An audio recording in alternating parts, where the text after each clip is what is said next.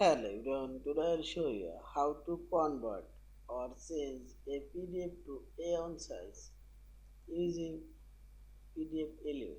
Open your PDF file and select Organize option.